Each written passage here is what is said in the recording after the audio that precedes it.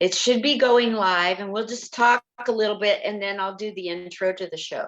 Okay, that's great. So I'm recording it on my computer, and it'll be on Facebook Live and YouTube. So if you ever need a copy, we got it. I got you. Okay, great. So, okay, well, here's a good spot for me to introduce the show and then my guest. Facebook people, Instagram, wherever you're from, whether or not you have half of your clothes on below the camera line, it doesn't matter. Just sit back, enjoy the show. This is interview number 913. Oh my God. Yeah. Oh my God. I've been making OCD pay off. Thank you.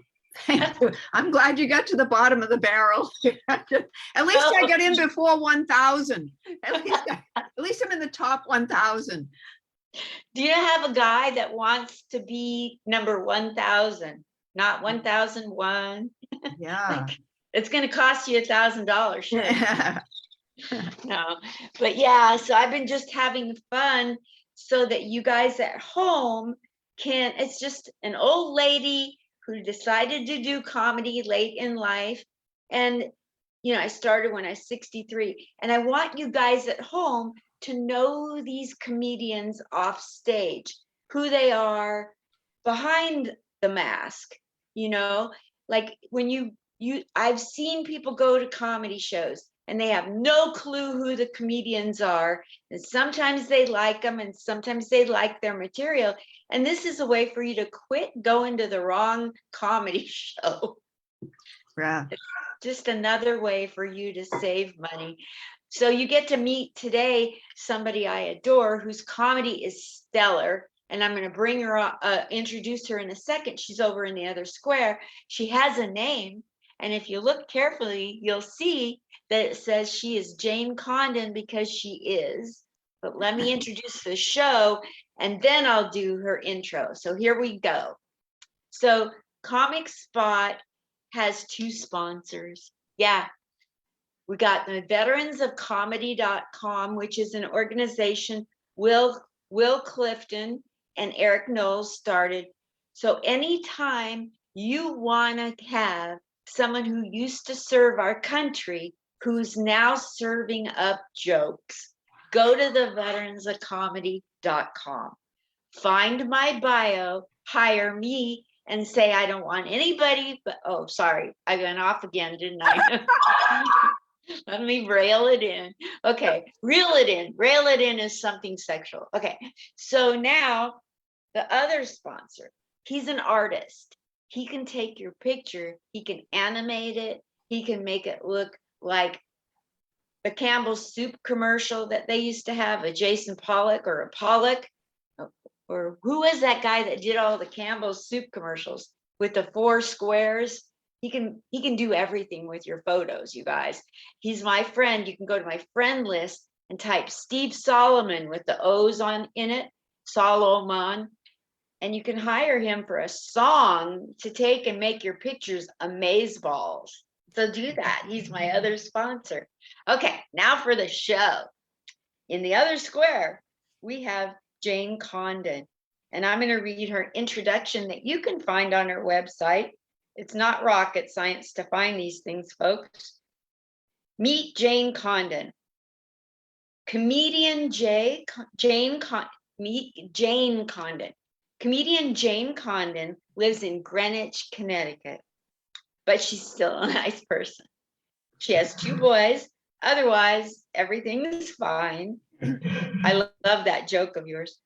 The Associated Press has dubbed her an upper crust Roseanne.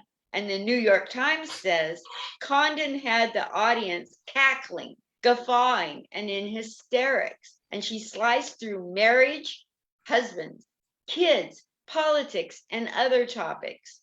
She has appeared on ABC's TV's The View, Lifetime TV's Girls' Night Out, Fox TV series Final of 24, Nickelodeon's Nick Moore Night Out. I think it's Nick Moore Night Out. Nick Mom Night Out. Okay, there was a little something that wound up on the page. I can see Nick Mom Night Out, as well as NBC's Last Night Out, as well as NBC's Last Comic Standing, and the Today Show. So take that in your pipe and smoke it. This lady is doing it, right? I love her comedy, and you will too. Go find it. We'll tell you how to do that. And binge watch her comedy and get out and support her. She was the winner of the 2019 She Devil Comedy Festival in New York. I think that's in New York. She's a pro winner of the nationwide Ladies of Laughter contest. She's an audience favorite, New York on NBC Last Comic Standing. And she has given the commencement speech at the Wellesley College, her alma mater, the University of New Haven, and Wilson College. And she's got an upcoming show at the Chappaqua Performing Arts Center on May 6th at 7:30 p.m. And she's doing something with Children's Learning Centers in Fairfield County on June 3rd.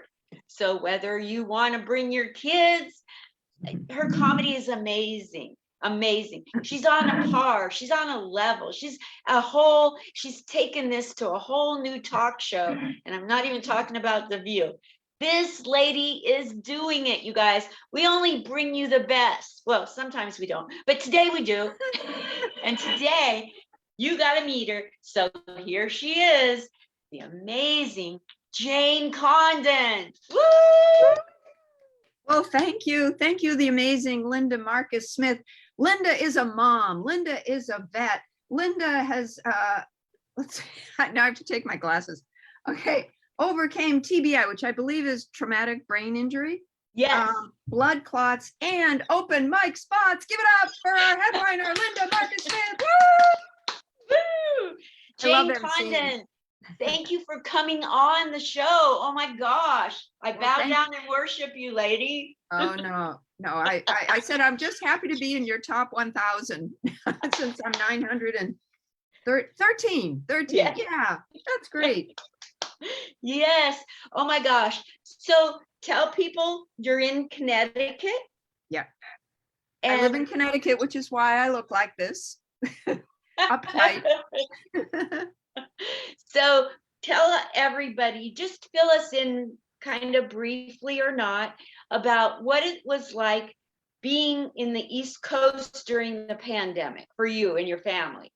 Oh, wow. Well, I will say everybody in my family got it except for me. I just figured God was saving me to the end, because so I could take care of them, get them. But no, I was actually very pleased that my husband never got the shortness of breath, but I got shortness of breath from running up and down the stairs waiting on him. And then I remember early on in the pandemic that we had a podcast called 4 O'Clock Funnies, which I love. I hope you interview someday Kelly McFarland, Kathy Ferris, Christine Hurley, big Boston girl comedians. They're all wonderful. Anyway, I would love to send them to me. Okay, I will. They are absolutely talented and gifted. I love and adore them. We got each other through a year and a half of the pandemic. Anyway, we called ourselves the 4 O'Clock Funnies. We were the happy hour before the happy hour. So anyway, but I remember reading in I think it was called Business Insider that you could get a llama to spice up your show, make things a little different, because we're like Hollywood Squares and would have guests. And I go on the website. It was a farm in California, small farm in California. And I looked at the llama's schedule. This was early April. The llama was fully booked for April and May. I'm thinking comedians are out of work, and the llama is fully booked. Who's that llama's agent? I just hope that llama didn't get the stimulus check for $1,600, Anyway, that's isn't it cheaper and easier just to buy a yadro? What's a yadro? Is a piece, a figurine? Oh my God, you're talking my mother's language. I always thought it was a ladro, but the LL, of course, would be. or get Tommy Llama, the comedian Tommy Savitt. He does. Yeah, probably it would have been cheaper. But But you got to admit, if I had had the llama just sitting there, big face going, that would have been fun. I would have liked that. You know, to tell you the truth, most people at home, no offense, people, but most people at home wouldn't know a llama from an alpaca. And I don't either, I think. Can you tell me the difference? I really don't know. The spelling. That's great. My first foreign country was Peru, and I should know. They have alpacas there. The first country that you visited was Peru? Yeah. Wow. That What was, took you to Peru? A what's llama? what? How did you get to Peru? Oh, well, it wasn't for the Lima Chuckle Hut. I wasn't a comedian yet. It was just such a fun trip. Well, it was a college thing. I got to work. The little problem was I didn't speak Spanish. That was a little problem. I'd had French and Latin in school. No, we were in Arequipa, el segundo más grande ciudad del Peru, and we taught the kids English, and they taught us how to play soccer. It was actually a lot of fun, and I got to see Machu Picchu at the end, which is probably the most amazing place on the face of the earth if you get to visit it. I know a guy in his 80s that took his 80-year-old wife there. And she died right after. Yeah, no, I don't blame her. It's very high altitude and also a lot of switchbacks going up. But this was hippie days. This was the 70s, late hippies. And, you know, my hair in braids and pigtails and up on my head. And I had my little alpaca poncho. And we get to sleep in the ruins. Now it's really more well-regulated, but there's something very magical about that place. It's called the Lost City of the Incas, Machu Picchu. And Hiram Bingham of Yale rediscovered it in 1911. What a great comedy show this is. Anyway, stay tuned for the history lesson from Linda and Jane. Anyway, but when you would look up from the bottom, you cannot see this whole city up there. It's called the Lost City of the Incas. So anyway, I have never, in all the time I've been interviewed, talked about Peru or Machu Picchu. This is Linda. She really can open up your little heart and find out, you know, what. But you said you like to say what comedians are like behind the scenes, and I belong to the category of, I'm really more of an introvert off stage. You know, but you get me on stage, I'll take charge, but off stage, I'm more quiet. Let's talk about that, because as you were speaking, I definitely got the feeling that you as a little kid in school, you know, as a little person, first grade, second grade, I saw you as top of the class, quiet, studious, and obedient. Exactly. You pegged me. Yes. How did you get into such a mashugana business? That's a very good, I'm sure my husband asked that question a lot. Well, I was the youngest of four, so I needed attention.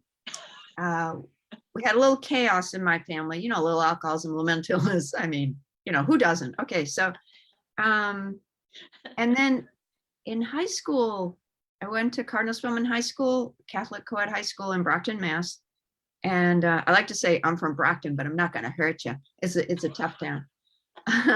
But at least 8 people were funnier than I. I think I was about 9th funniest. And I really, really wanted to be voted funniest, and I wasn't. So I think I'm just trying to make up for lost time now. And I went to college. Nobody was funny. There was no competition there, but I missed my funny people. We lived in Japan. I was a journalist in New York, and then we lived in Japan. I wrote a book on Japanese women, and then we came back, and I just loved the American sense of humor. Also AM radio, fruits and vegetables. Yeah, I just love, I don't know. And so my husband would work late, work often, travel a lot. So every Wednesday night, he'd be out of town and I would be unsupervised. And so I started going out to Treehouse Comedy Club. And Jim Gaffigan was there, Lisa Lampanelli, and it was just a great group of people. The first time I went up on stage, I don't know whether to look at you, Linda, or up at the light. I know. I have the same problem. I never. They say that you're supposed.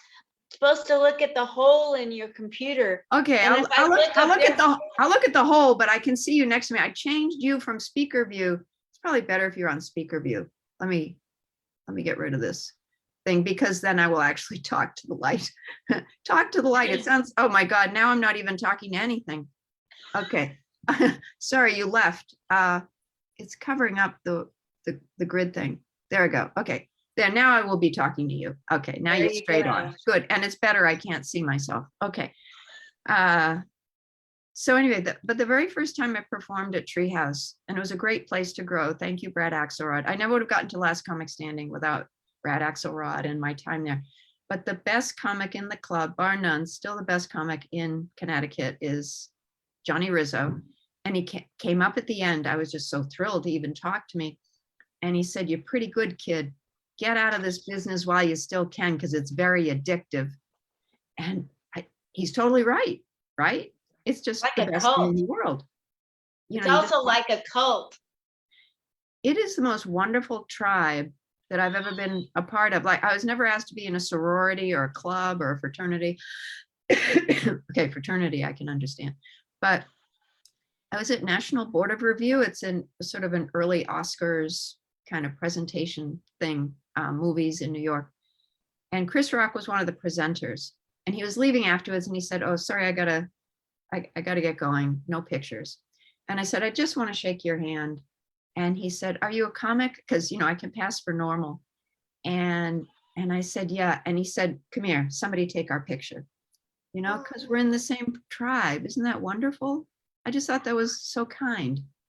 And another kindness that happened to me was, I really am an East Coast or New York comic, even though I live in Connecticut. But I was out in LA. I was visiting my son. Both of them have lived there. One is still there. And I took him out to Nobu for his birthday. And he said, "Mom, did you see who was in the bathroom with you?" And I said, "No." "You didn't see Katie Holmes? Katie Holmes was in the bathroom." And little, what's her name? Suri? Yeah, Surrey. Suri. And, you know, I don't usually see celebrities. So it just, you know, I just thought, oh, this is a very well-dressed child. But anyway, he dumped me after Nobu because, you know, he's going to have a birthday party with his friends. And I thought, well, I may be old, but I'm not dead. I'm not going back to the hotel. So I went to the Comedy Store for the first time. I said, "I'm a New York comic." They said, "Oh, please come in, have a drink on the house." And I'm there like thinking, you would not be treated this way in New York. But it was so sweet of them. And then he said, "Come back tomorrow night and we'll put you up." Wow, how cool. How That did was- that go? Well, that went well enough. Like I was very scared. The best part of it was not actually when I was on stage, but afterwards we heard buzz, buzz, buzz in the crowd. Louis Anderson just came out of the main room. And they're like, "Oh my God, I've loved and adore," you know, I'm a clean comic. So I love and adore Louis Anderson. And he was going by surrounded by people. And again, I just said, "I just want to shake your hand." And he said, "Are you a comic? This is a theme." And I said, "Yes." And he said, "Send me a tape." And I said, "What?" And I said, "Where?" And I can tell you now because he's passed on. He said, "Louis at louisanderson.com. Fortunately, that was that a Monday night? No, that was a Sunday night. And I just recorded a new set at Gotham on the Thursday before. So always be prepared, guys. And I sent it to him on Sunday night. And on Tuesday, I got an email back that said, "If you're ever in Las Vegas, please come perform on my show." And I called up my best girlfriend, Mary, and I said, "Mary, we're going to fucking Vegas." I only swear off stage. And we had a ball. And then another friend of mine got me 2 spots at Brad Garrett's Comedy Club, which is so beautiful. It has the best green room in North America or South America or the world, all those candy treats. So are you in Las Vegas now? Is that what I heard? Yes. Lucky you. Lucky Thank you. you. How wonderful. I love the Hoover Dam. That was one of the most incredible things I've ever seen. And then Thunder from Down Under, I would say I love them, but they weren't on the night that we were free. Wow. But I have a great picture of me on the strip, right? The strip. with a Roman warrior, bare chested. Wow. That was a moment. I just think Vegas is so alive and the weather is great.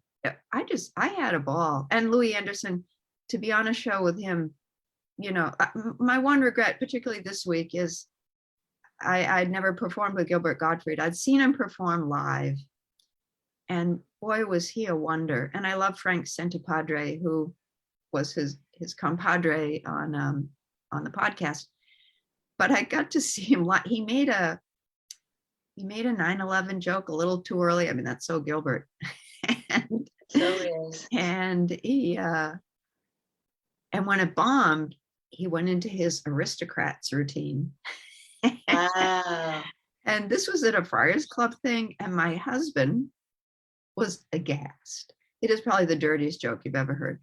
And he said, I'm not coming back. Wow. But I could recognize, even though, I'm not really an aficionado of dirty humor. So Were you, funny. when you were at the Friars Club, did you ever meet George Bettinger?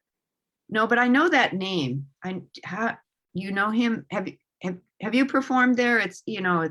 I've never performed there, but I found the mom and pop shop that George Bettinger did on the internet, and I started talking with him, and I became a regular contributor, and he had me on as a regular.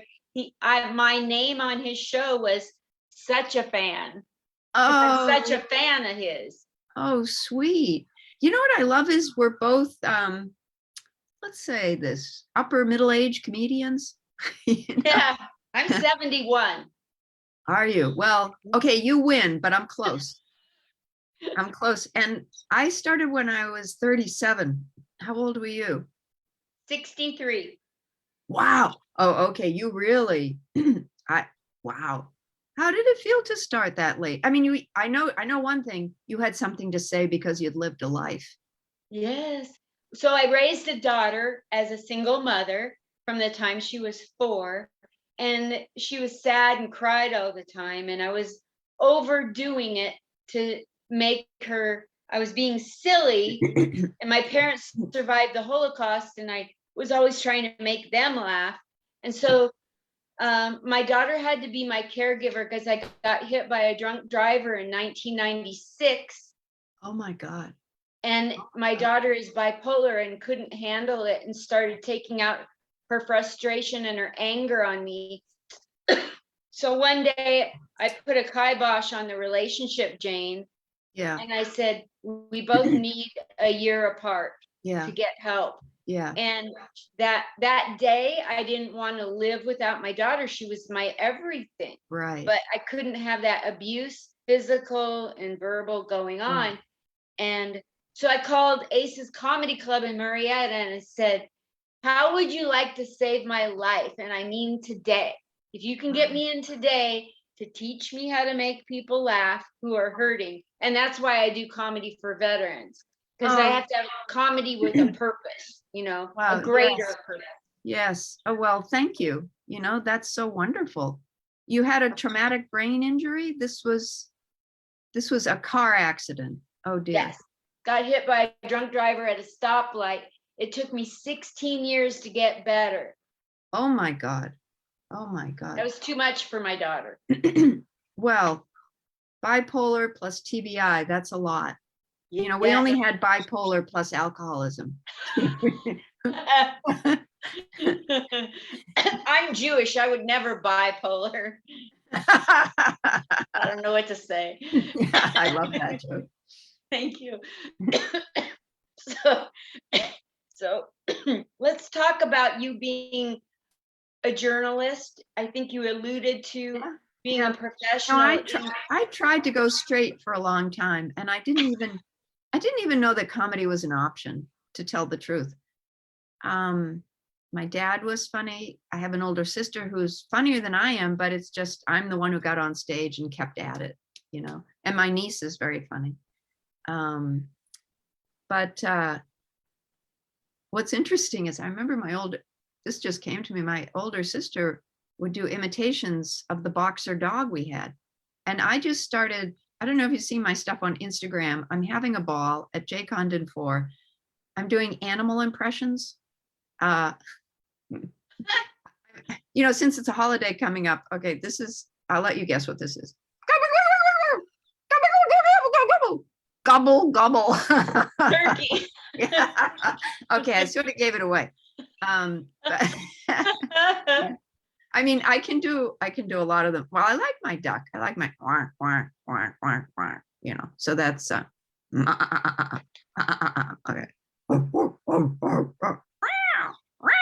I could have a whole circus. But a friend of mine taught me this one, and God knows it probably won't work because we're taping, and you really need to be standing up. And I can't get far enough away because I'm boxed in by my boxes. But can you? It's an elephant. Oh, I thought it was your husband cutting one. That I may save that as Yes. yeah, that's a good. But I started doing plant impressions. I won't bother you with it. Well, I do like. I want to hear plant impressions. Oh God, I shouldn't have brought it up. Okay, so do you know what a rhododendron is? I don't know, different parts of the country. I broke up with a guy because he hit a rhododendron bush. Yes, you are my kind of person. I knew you were my kind of person yesterday. You said yes. Okay, you broke up with it. I hope that's in your act. You broke up with him because he hit. I'll add it to my act today. Oh, well, I have a whole gardening section, may I say, and I have a friend who broke up with a guy because he hit a rhododendron bush. Yes. I think that is thank you. You just made my Saturday. That's fucking hilarious. I got a tag for you on it too. You could say, well, it was Oregon, it's the law. Oh, that's sweet. Yes, yes. That's true. Well, that's how we say about Connecticut, I say you look like a nice looking crowd. I say, well, if I'm in Greenwich, Connecticut, I say, well, we have to be. It's Connecticut. It's the law, but in Oregon, that would definitely be the law. Okay, well, again, this is not meant for the tiny screen. I do like to be physical in my comedy, but I said, so this, you're not gonna be able to see it. This is a rhododendron in the winter. Do you know how the little leaves go together? This is a rhododendron in the winter. And then it's spring and it's rhoda. Now this is the one. Hi, I'm a ficus and I just love water.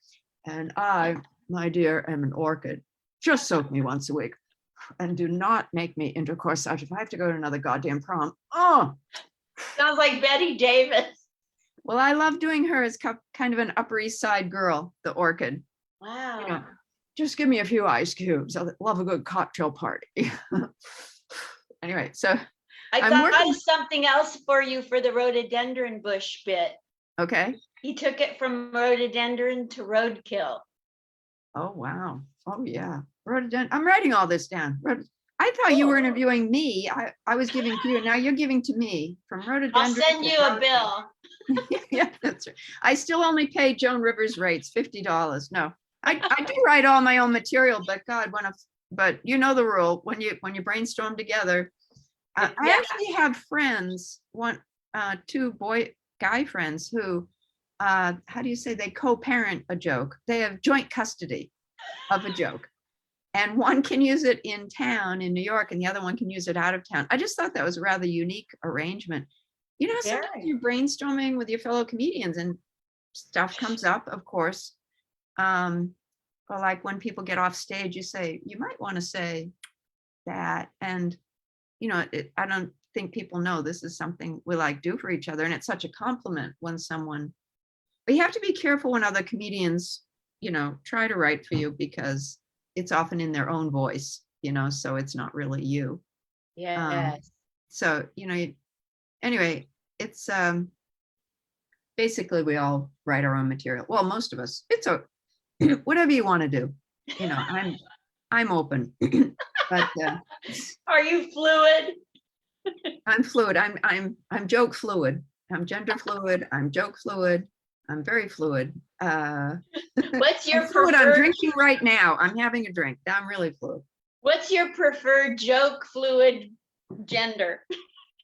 I think I'm hetero fluid. I like to keep it simple.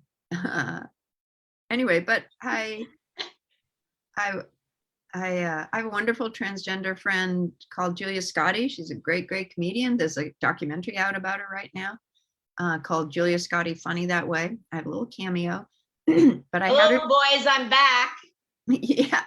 Oh, isn't she amazing? She's really, really fun. I love her. And I had her up to do a show on Nantucket. And I was driving around showing her the island. And there was a lemonade stand. And I was talking to her, but then we went by it, and then I screeched to a halt. She almost hit the windshield. And I turned around and said, well, we have a little law in our family. We have to stop for lemonade stands. And she said, Jane, what was it? She said, let them learn, what was it? Oh gosh, I forgot. Let them learn disappointment. That I would go straight by. Anyway, but what was great about her doing it was a little show at the local theater, is that a friend of mine who was also a filmmaker was in the audience, and she spent 5 years following Julia and did that documentary about her, which is so very wonderful. So it's When you said you took her to Nantucket, I was thinking, like you said, you want to come to Nantucket? And she's like, my name isn't Nan, and I don't have to tuck it anymore. You like puns and word jokes. You're a wordsmith. I would guess you're more of an attitude comic. Which way do you think you are? I am. I like really get into how I feel about, I have to really feel it when I'm saying it. Yeah. Well, you actually had a traumatic brain injury, but I think most comedians were born with a traumatic brain injury. We're just a little off. We're just a little different. But I felt I finally found my tribe all these years. These are my people. And I'm unlike actors and actresses who I feel are more competitive. It's like we're all different. So you don't really, you can be envious, but you're not really so competitive because different people are right for different jobs. I love the Oscar Wilde quote, be yourself, everyone else is taken. And so when I'm talking to the young ones, I say, just, the biggest thing is to get your persona and your own voice. And they're like, you're going to try, be a little bit George Carlin, a little bit Richard Pryor, a little bit Amy Schumer, a little bit Jim Gaffigan. Just be you, maybe plus 10%. Nobody pays to see normal, but just be you. It takes a long time to have the courage to get to you, because at first I thought I wasn't enough, because I'm an uptight Connecticut mom, boom, end of story. But really, once I found that voice, I could really write for me in my lane. You don't have to worry about people copying you, because how many other uptight Connecticut moms are there? Actually, there are a lot of us, but I'm the one who's on stage. So I just think it's the most wonderful profession, and we can do it until we drop. You and I are older, but it doesn't matter. If you make people laugh, they'll let you keep getting up on stage, So George Burns said he wanted to play the Palace Theatre, or the Palladium, something in London, when he was 100. He almost got there. So I don't know, it's a goal. I would like to play the Palace Theatre in Stamford when I'm 100. Wow. Can I rattle off some quick questions? Oh yeah, of course, please do. Like, these are like 1 or 2 word answers. Mm-hmm. Favorite and worst gig. Okay.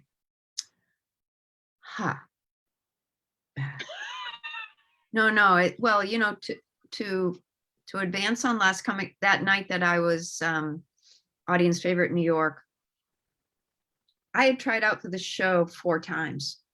And the last time I slept overnight in my car, I got up on stage for the audition. They liked me. They said, come back in the evening. And I'm sitting there in the evening and I'm looking at the best comics in New York. So for that one night, I think every once in a while, God says, okay, it's your turn. And he gave me some fairy dust, and I did win audience favorite that night. And just for one night to be king of New York, I mean, there are really so many wonderful comedians here. So maybe that's my favorite. My least favorite is, of course, we have many more of those stories. Is oh no, can I do another favorite before I get? Yeah, Okay. of course. You got another 20 minutes if you want. Okay, my other favorite was I did a show at something called Renaissance Weekend. It's just a group of families, over 1,000 people go to this, and that's where the Clintons got their start. And I don't know if he was president yet or governor, but I MC the New Year's Eve show, and I love MCing. And Me too.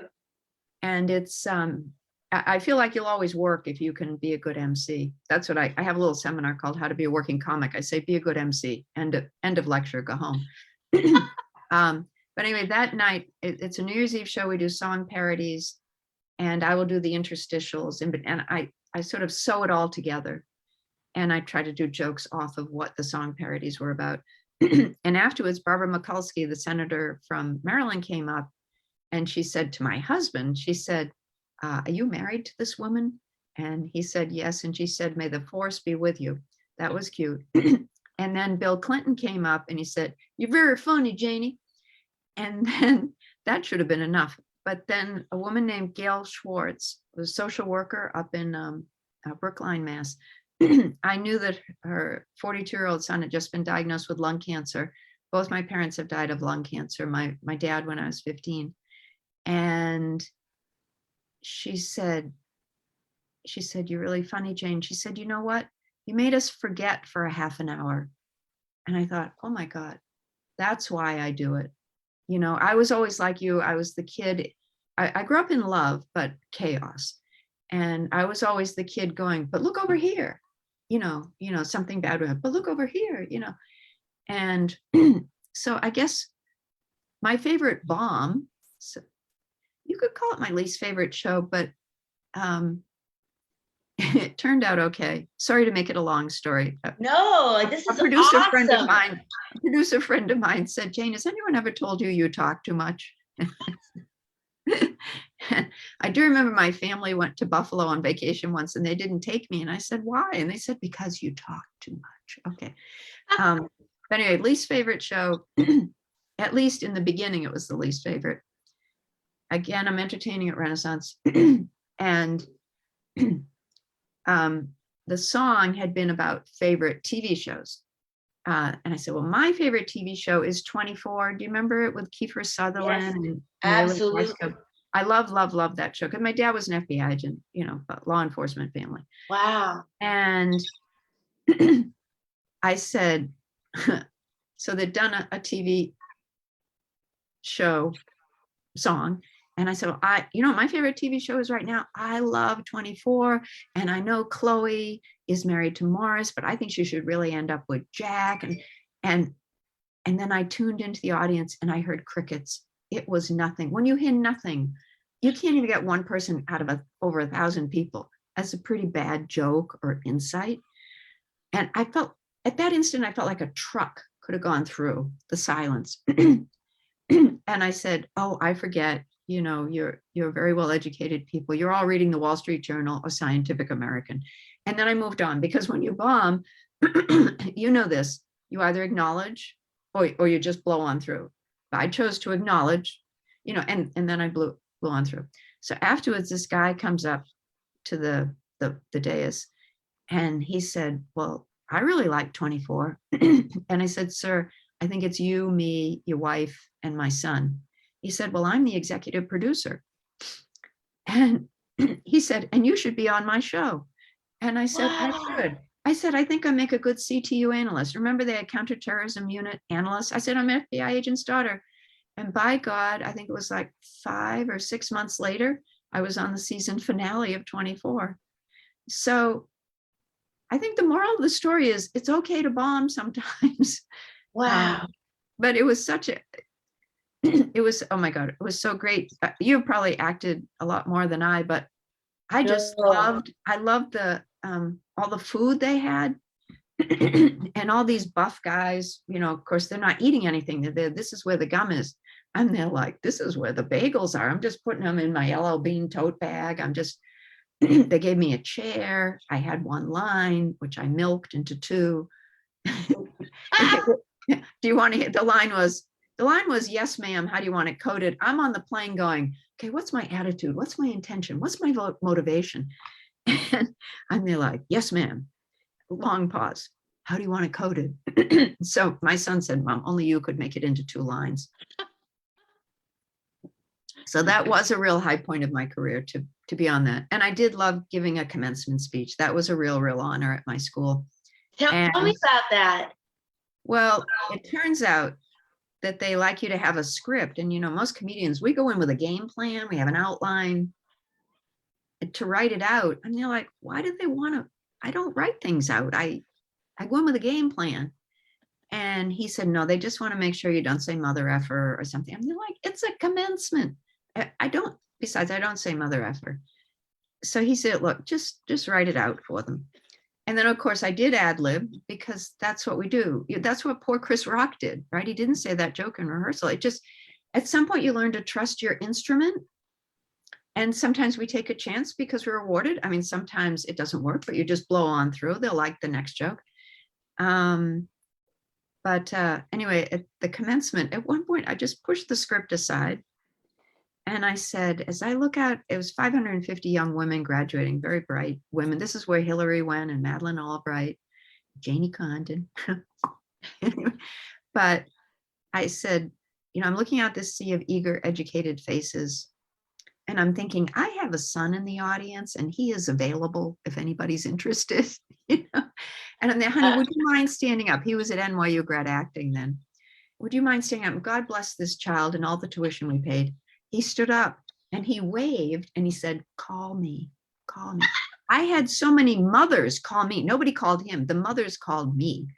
Anyway, I said, particularly if you have health benefits, so. But for us, that was a mother-son moment. There are so many, there's so many other moments, sticky floors, not nice people booking you, or the wonderful people. And then there are, we suffer a lot for our art, a lot of indignities.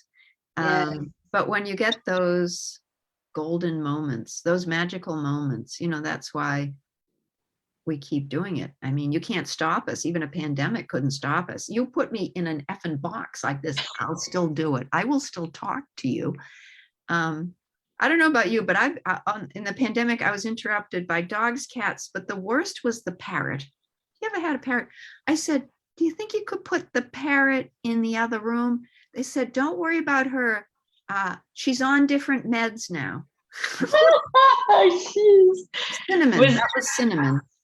Cinnamon, my favorite parrot. But the absolute worst interruption was I was doing a birthday party in San Francisco. What was also great about the pandemic was I could do San Francisco, except it was 7:00 at night for them. It was 10:00 at night for me. But I got if I take a nap in the afternoon, I can do California.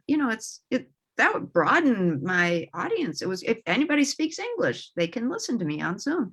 Or if they don't speak English, it doesn't matter. I don't care. I'm not picky. But it was, oh my God, remember this older guy? He didn't know. And so he's there, he's eating cereal. Why? And my whole show, I'm there like, I want to kill somebody, but I can't reach you. Anyway. Have you ever done on Zoom? Have you done the Comedians International show? I don't know it. The Comedians. He's now paying a little less, but he pays $100 for 5 minutes. Oh. And he pays you ahead of time like clockwork. You're paid before the show starts. Wow, that's a good worker. Yes. And he's hired Wendy Liebman, Vanessa Hollingshead. Oh yeah, I love both of them. Wendy's always been so nice to me. We went to the same college, and she's much younger. But whenever I'm out there visiting my son, I usually just go once or twice a year. She'll put me on her show, that wonderful Vitello's. Homegrown comedy at Vitello's. Yeah. And what a great place for comedy, a nice, intimate venue. So yes, I interviewed her, and when I interviewed her, she invited me to come to the show someday, but she's never sent me an invite yet. So I'm waiting. Well, I actually, you can give her a little, she is I'm a nice person. Wendy is the nicest person in comedy. So you can just give her a little nudge. They've been less frequent, and I've seen her go up sometimes with her stepson who plays guitar, and maybe just one other person. So I'm not sure. She may be moving away from it. That may be all that's happening. But because she's a wonderful girl.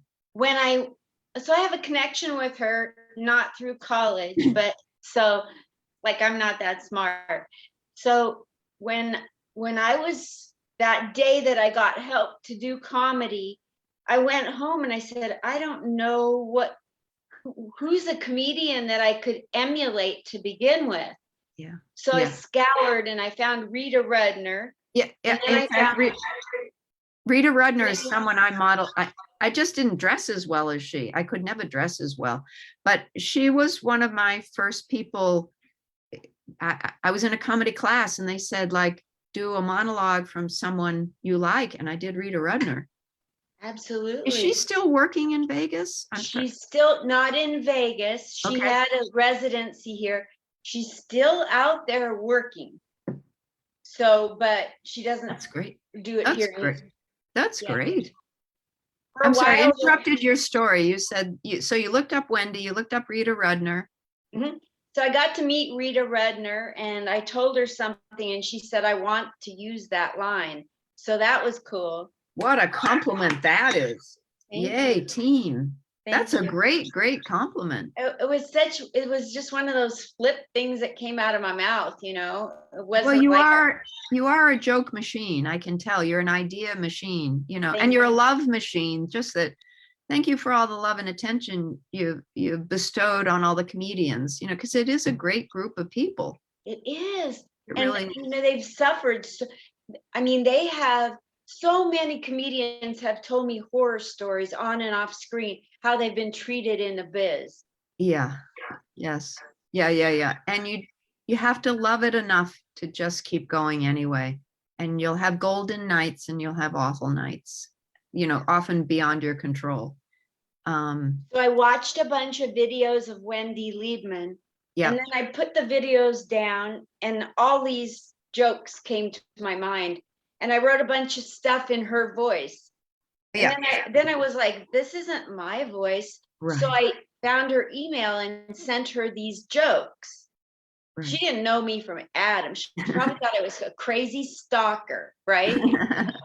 And so she said, I never let anybody write my jokes, but you should get up on stage and do them. And I said, oh, I have a brain injury. I don't really want to go on stage. I just want to kind of write jokes and give them to other people. She goes, no, that's not how it works. You got to go on stage. This is so good. You have to go on stage. Oh, yeah. So that's the connection I had with her. Nice to have Wendy Liebman saying you write good jokes too. Well, you've gotten two huge compliments. Those are, you know, they're both in the pantheon, Rita and Wendy. They're just amazing women comics. Yeah.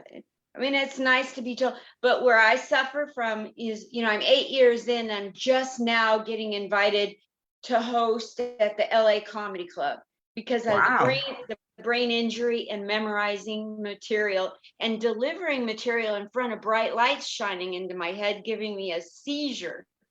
I don't know how they run the lights at, you said at the Comedy Store, LA? Okay. LA Comedy Club, it's at the Stratosphere. Oh, okay. You gotta come there, Matt Chavez. Thank you. But there's something you can do about that. I also can't do the bright lights when I do a theater, and ask them if there's a tech person there, or before the show when you do a tech check, say, could you put the lights at half house? And that way you can see people in the first row. I need to see people to connect. I need to connect up front, you know, and look like you're talking to your best friend, blah, blah, blah. But I need to, and then if I see a reaction and they're laughing, and then I get better. And then they laugh some more. It's like an upward spiral. And so I just always, when I'm in a theater, and I'll say to the other comedians, look, you can be totally blinded, lose your retina. I need to see half house. I need to see some people in order to connect. I'm not as good at sending it out into the darkness. Yes. But you can ask for that. Okay. So I hope you will, or just say, look, could you have the lights up a little bit? You don't have to say half house. Just have the lights up a little bit. I need to see a few people. Everybody understands that. That's super. Do you know who Bob Zaney is? I've heard of him. He But- tells them to turn the house lights fully up. And by the time he's done with his headlining set, he knows everybody's name and he's Oh, done jokes right to them about their life. see? Yeah, that's the, I would have the house lights totally up if I were in charge. I know people think they're trying to make an atmosphere, and what's been so great to getting back to doing live, although being Zoom in a box with you is good too. But live, Jerry Seinfeld says comedy is not a monologue, it's a dialogue. And what I say is we're really exchanging molecules. I have to, you know how you get in kind of a hyper aware state when you're on, yeah. Yes. And we see things, we see everything that we can see. We see everything, we can feel their mood. And like, you got enough jokes or arrows in your quiver. Like if they're liking something, you'll tag it more. And if they're not liking it, you'll move on to something else. And it's like juggling plates. That's what professionals do. But don't worry about being 8 years in. You're still a baby in a nice way. You're Yes. a babe. No, you're a babe because you have very good hair. But Louis Black didn't find his voice until he was 15 years in. And someone said, Lou, you do all this stuff on stage. But when you're off stage, you're kind of ranting. Why don't you put that on stage? And that was the beginning of Louis Black. So always listen to your fellow comedians because they often can see, where we could do better. And it's a matter of building an act and a career brick by brick. Stan Smith was once asked, how do you win Wimbledon? And he said, a game at a time. So if every time we go out, we're just building a little structure and we get better on this and better at that. And I can tell as I say, you're an idea machine, but just keep writing. I think this whole pandemic was pivot or die. And so we had to change things. And what I've enjoyed doing is, and I sure hope the theaters don't close back down, is I started doing Instagram reels, and I love them, and you do them too. I just think it's like making a little short film, and I have all these little orphan jokes. My desk is covered with papers, and you can give them a home. Like I said, what was it? Okay, so Easter is tomorrow. So, Hail Mary, this is me parking downtown in Greenwich. Hail Mary, full of grace, help me find a parking space. So, you can, I haven't gotten to do this joke yet, but I said, I've been doing this joke for years around Easter time. And I say, I gave up gum for Lent. So I had to take up smoking. And so you have a lot of these little things that don't fit into your act, but on reels, you can put them into it and give it a life. Oh, and I was so pleased. I don't know if you were able to see last week, I got honored. I've emceed Planned Parenthood of Southern New England for years, and it is my honor and joy. And they gave me an award finally. It was just the last 2 years I've been sort of the face of Planned Parenthood because we were doing them virtually. And so people would see a lot of me. They were going to give you an award every year, but they aborted it. Sorry. Jesus Christ, you are good. And now see, that's not my voice, but that's effing funny. That's very funny. Wow. It's yours. You can have it. No, you should be in a TV writer's room. Okay. Me too. I would like to be in the same writer's room. If they ever bring back Golden Girls, you and I are golden. But what I loved about Planned Parenthood was, because they gave me the award, they also had to give me 5 minutes for a speech. And I thought I could go serious or I could go funny. And my son is there. No, Mom, you're a comedian. You have to go funny. And I said, but I can't say the word scrotum. He said, Mom, nobody cares. I know, but coming out of this face, yeah. So anyway, I just said something about, with the Supreme Court ruling coming up, look, if you want to regulate my uterus, I think it's time we started making laws about the scrotum.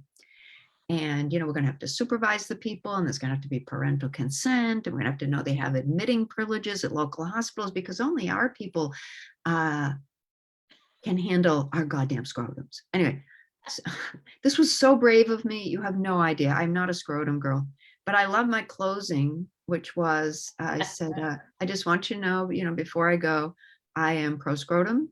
I am pro sperm. I am also pro penis, just not every night, but every day in my life, I am proud to say I am pro choice. And it was just, I think it was a speech I always wanted to give. Do you know what I mean? It was just, and then, but what I did was my son helped me. I took 3 little funny things out of it and put it up on Instagram. And that was I love fun. that. That was, Instagram reels are fun. Aren't they the best? And you can just do something silly. Like my latest one is about bubble tea. I just didn't know what it was. And the girl who was with me held up her phone and said, just keep talking. I said, well, I don't know what bubble tea is. Please, could somebody help me? What the hell is bubble tea? And, that's done okay. So sometimes it's just a throwaway joke that you might do. And what's nice is it stays there, and then people can look at it at their convenience. Sometimes I throw it up on TikTok, but I think my audience is more on Reels. Me too. Yeah. Yeah, I love that. So what would you like to tell people that they don't know about you? Nothing that you have never said before, but for the audience, like, what are you passionate for or against, away from comedy? Right. Who are you the lady that likes to garden, or do you knit, or do you like to ride horses? And that helps people want to support your comedy. Yeah. So who am I away from comedy? I do love to garden. Vegetables. Someone said to me, Jane, the amount of money you put into your garden, you could buy the vegetable stand. But anyway, I just love to watch the stuff grow. And I think, you've spent too much time being a gardener when you're out there at 5:30 in the morning watering your plants, and the neighbors say, hey, Jane, new pajamas. Or when you have more pictures of your cucumbers than your children, that's a sign. What else do I do away from comedy? Not much. I like to work all the time. But I like Planned Parenthood. That's my biggest cause. I do a lot of benefits and fundraisers. And the other thing is women politicians are my thing. If you have a uterus, I'll make a donation. And just until we get to 50-50, and then I'll sort the wheat from the chaff. And if you're pro-choice, you have to be pro-choice. But even if you just give a small amount of money just to encourage more women to run, because Congress needs to hear from people like us. That's all. We just need to diversify. We need more minorities. Women are actually a majority, but we need our voices heard. And, comedy gives me a chance to have my voice be heard. But every woman, we should be heard more. Yes. I think you'd agree. I was in the military in 1973. Wow. And I was the only female military person in Hanau, Germany on the post. Oh my God. Yeah. Well, hats off to you. I've actually supported a lot of women veterans. There are tons of them. Amy McGrath, Elaine Luria. I don't know. There are a lot of them. Mickey Sherrill. There are a lot of them. And I guess I'm very happy when I see military in the women politicians' background, because to me, it means they're honorable people and they believe in serving their country and they put country ahead of politics. And it's just, I know people say thank you for your service, but thank you for being a woman in the military too. That was a tough gig. It was like being a female comedian in a comedy club. Yes. very I think it similar. prepared you well for comedy, didn't it? Yes, yes. So like anything that anybody says to me is nothing compared to that. It's like, give it your best shot, you know. Yeah, go ahead, try. I think also when you've had mental illness in your family and other problems, it's like, really? Okay, you think that's going to hurt me? Yeah. Bye-bye. You know, it's no, I think it probably made you faster, better, stronger. You know, as a bad gig will. You know, you do a show that goes south or the audience is just unruly, makes you faster, better, stronger. Yes. Well, what's the best story that touches your heart every day from working with women politicians or with pro-choice Planned Parenthood? Okay. Before I get into the funny part of my speech, I thank two women. Well, I thank the head of Planned Parenthood of Southern New England. I love Amanda. We have the best event coordinator ever, Laurie Diorio. And then I thank two women who had already gotten the award. One was Donna Moffley, who was the co-founder with her husband of Greenwich Magazine. And every January she calls me, the show is usually in April, and she says, "Hey, pal, will you MC again this year?" And I said, has anyone ever said no to Donna Moffley? But the other woman, KJ Maxwell, is just a big hero of mine. There's no reason for anyone to have heard of her. She's a big hero of mine, besides Ruth Bader Ginsburg, of course. Yeah. And she has been chairman of the board of Planned Parenthood of Southern New England.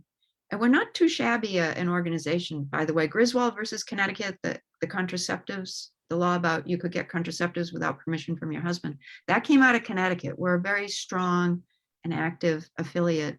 And we raise over $700,000 when we have a fundraiser. So this is like serious. And I just sort of feel right now it's kind of a war on low-income women because I'll get back to Kay Maxwell, but I feel so strong about Planned Parenthood is abortions are less than 10% of what we do. And that's true of most of the affiliates.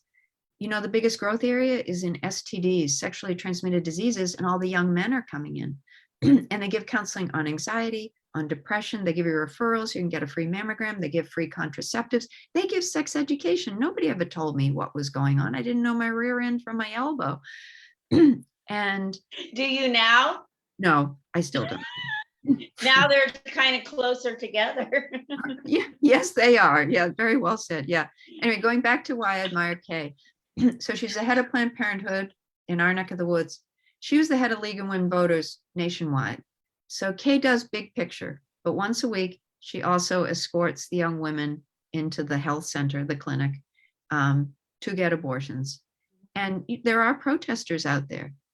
So what I love about Kay is she goes big picture, but she also does boots on the ground, the day-to-day grind stuff that has to get done until women are allowed to say who can touch their bodies. Nobody should be able to tell us what to do with our bodies. I'm sorry, this is a paid political announcement, but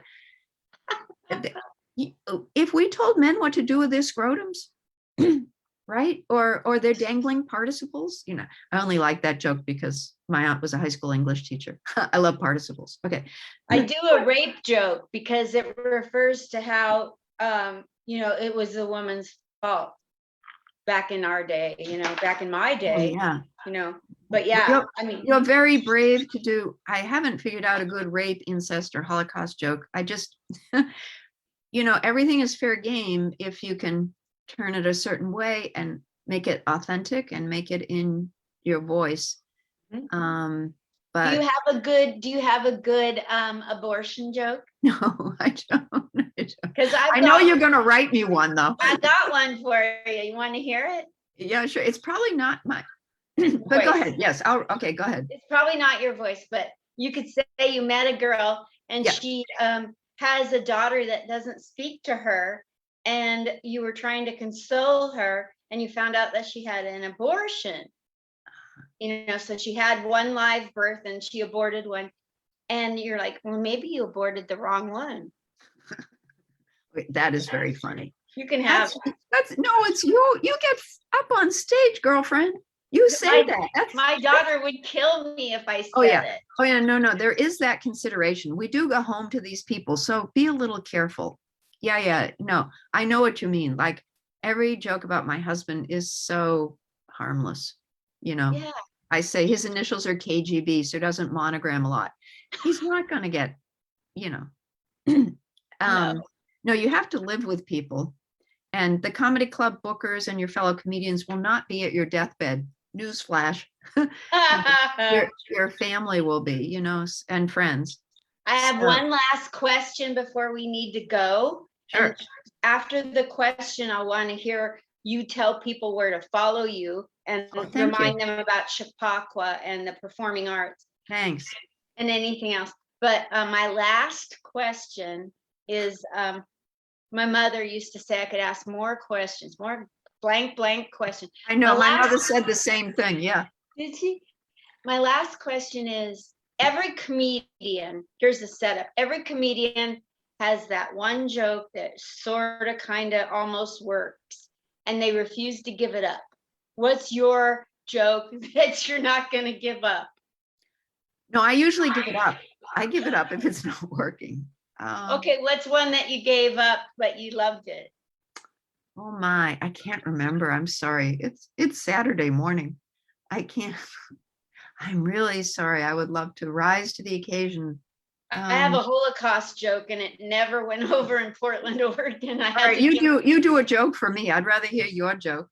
My parents survived the Holocaust and it wasn't funny. The Holocaust isn't funny, but what is kind of weird is, the SS came and my grandmother had a jewelry store and the SS came with rifles and took their store away from them, made them go to Minsk. And so I get to brag because of that. I get to brag that Hitler and his SS took off with our family jewels. That is very cute joke. That is a very cute joke. I like that. Why can't you do that? That works. It doesn't work in Portland, Oregon. Oh, okay. Well, forget about Portland. I just shorten it up front. Just say, my parents survived the Holocaust, but their jewelry store didn't. So when the Nazi SS came in, it was very frightening. But we like to say, I guess they stole the family jewels. If you shorten it like that, I swear to God, that joke will work, Linda. I swear to God, that joke will work. Thank you. That is very funny. I'm going to write it down just to tell friends. I love to quote from my friends, but they stole the family jewels. Do you see the real strength and beauty of that joke? Is that here tragedy happens and we find that one glimmer, that one piece of magic, we turn it around and so we take back our power. And that's what you did with that joke. It's a beauty. Thank you. Here's another one that's kind of like that about the Holocaust. So my parents survived the Holocaust. Wait, it gets better. Oh God, that's so fucking funny. Okay. I'm bowing down now. I'm bowing down.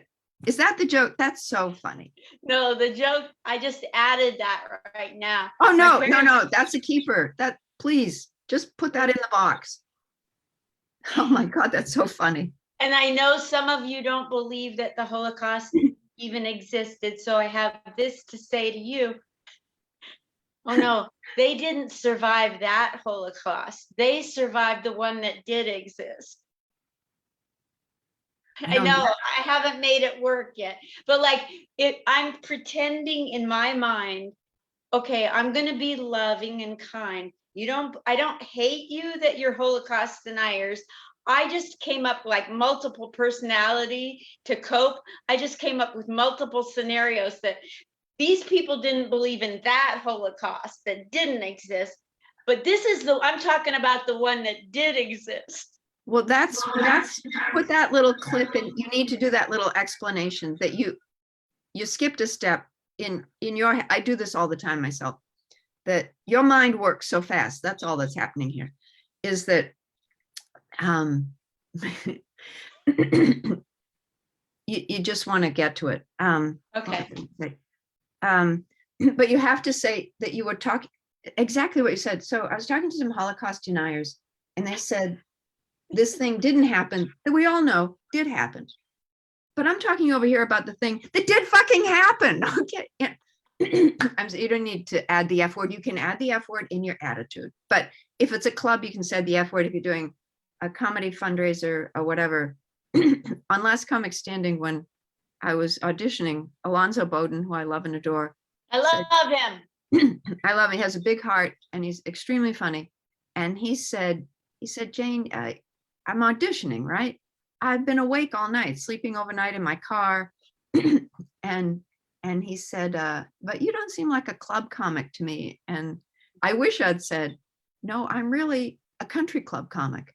But, Oh, I'm more a gentle, I'm not I've heard Eddie Brill and the head of Gotham Comedy Club said, Jane, you are never going to be a roaster. Oh, but I did think of a joke that didn't work. Okay, now I've come up okay. with some. Let me take a drink. Wait for it, because it's not going to work. Okay. This was I'm afraid I'm going to make you go over time, but okay, the sadness of this story is that my sister was in hospice last year and she passed away. I took care of her and hard. So hard to believe. sorry. I want you to know. Thank you. It was an awful year, except that my son got married. That was a good thing. It was terrible. Glioblastoma. Anyway, she was in hospice and, you get kind of backed up and the nurse is giving her a suppository, a rectal suppository. I didn't know such things existed. And the home healthcare aide and I are on either side of her singing, let it go, let it go. It really doesn't work. I've found that hospice jokes pretty much don't work. Like we got a notice from the courts that she was to serve jury duty. And we were just laughing like, well, do we bring the bed or we not bring the bed? It's just, what made me really love hospice, and they're angels on earth. They're really God. They have a calling. They're really amazing people. And when I first talked to the hospice nurse, I said, look, my sister really loves her wine. Do you think now that we're in hospice and she's in her home, could she just have a thimble full of white wine every night? She said, your sister can have a whole glass of wine. And I thought, I love hospice. You're so wonderful. My only other story about Susie is because she was the best. Okay, I'm going to try not to cry here. But anyway, she was seeming a little scattered. Condon girls are a little scattered. What causes that? What's in the air? I don't know. But like when we can, but I don't know if we're ADD, OCD. I don't know what letters it is. We didn't used to have letters. We were just a little off, right? And but anyway, she's in Greenwich Hospital. I got her head examined, and they said she had an abnormal mass, and then they took her away from me because we couldn't be in the hospital. They shoo away COVID. So she went down the emergency room. It was one of the saddest moments in my life when they wheeled her away. And they kicked me out, but they had me come back at 9:00. And I thought, this is odd. And then these doctors who look like high school students said, you have a glioblastoma. And we know that means brain cancer. And we know it's usually a 1-year survival rate.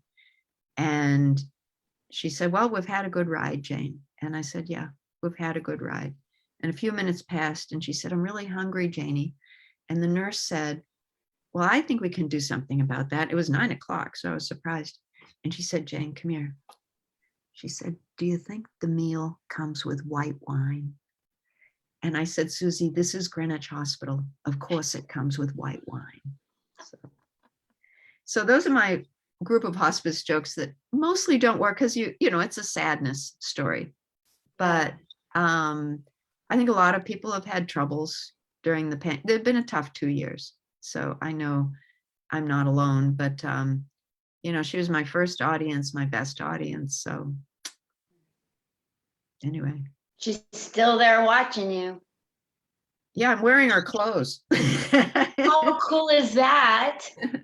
I don't know, but she had good taste. So, My stepdad died, and his brother took him around in his golf cart for years before they buried him. that's like Weekend at Bernie's, one of our family favorite movies. I love I that. better get going. I'm going to go over to Rob Chiaffi's Joke Zoom workshop. Oh, great. Oh, That's a great. fun place to try out your material and get some input. Oh, Rob Chiaffi. how do you spell Joke- Chiaffi? Cioffi. Wait a Very, minute, Cioffi, Rob Chiaffi. and you Oh, can go to jokezoom.com and take a test or something, and then you can do whatever he does so many things for comedians.